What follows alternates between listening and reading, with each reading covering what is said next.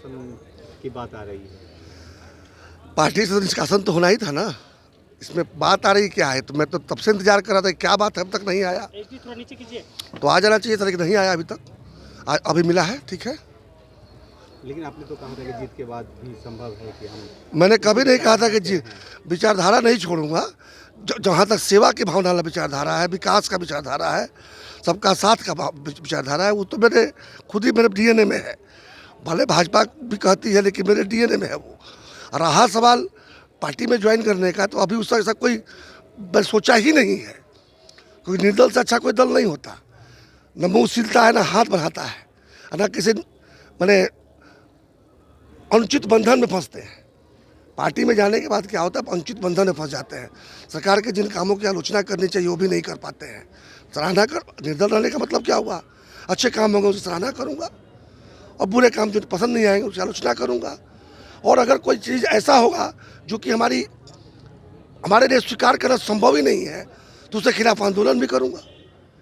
तो निर्दल होने का ये एक फ़ायदा होता है कि अब जनता के दल में होते हैं, अपने जनप्रतिनिधियों के दल में होते हैं। वो सरकार में बैठे हुए गलत सही करने वाले के दल में नहीं होते हैं।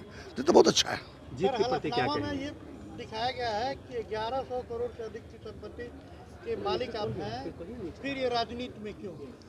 देखिए, ऐसा है कि हमारा तो समझना है कि जिनका पेट भर गया उसी राजनीति में आना चाहिए। खाली पेट लोग चले जाते हैं, राजनीति को धंधा बना लेते हैं। राजनीति धंधा का चीज़ नहीं है। राजनीति जो है सेवा का एक माध्यम है। तो मैं तो तब आया हूँ जब मैं 400 करोड़ रुपया का संपत्ति बना लिया था, पिछले बार अपने हलफनामा में दिया था, अपने बेटों को तैयार कर लिया था। IITian बेटे हैं, उनको मैंने हैंड ओवर कर दिया कि अब यहाँ से तुम लोग उसको आगे बढ़ाओ। और ये उन लोगों के प्रयास से 400 से बढ़ के 1100 पहुँचा है। मैं तो यहाँ क्षेत्र में लोगों से काम कर रहा हूँ, और वहीं से लेकर खर्चा भी करता हूँ। खर्चा करने के बाद वो स्थिति है। तो बात यह है कि देखिए, मेरा तो ये मानना है कि राजनीति में ऐसे लोगों को आने की ज़रूरत है। देखिए, हमारे वैदिक काल में ना 50 साल की उम्र के बाद वानप्रस्थ हुआ करता था।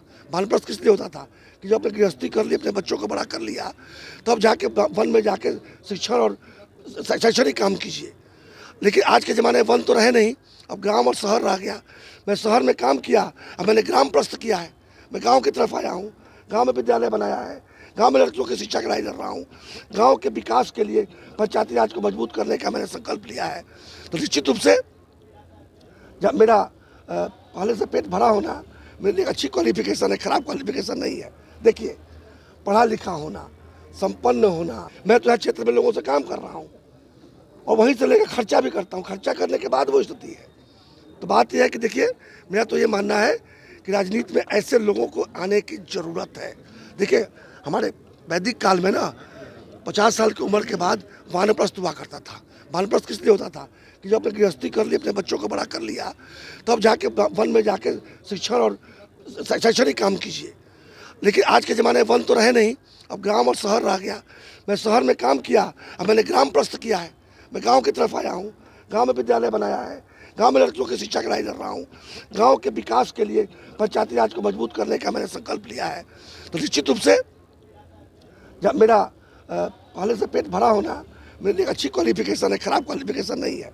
देखिए, पढ़ा लिखा होना, संपन्न होना, ईमानदार होना, योग्य होना, ये सब किसी दलों के लिए अयोग्यता हो सकती है, लेकिन हमारे वोटरों के लिए यही असली योग्यता है। अपनी जीत के प्रति क्या कहेंगे?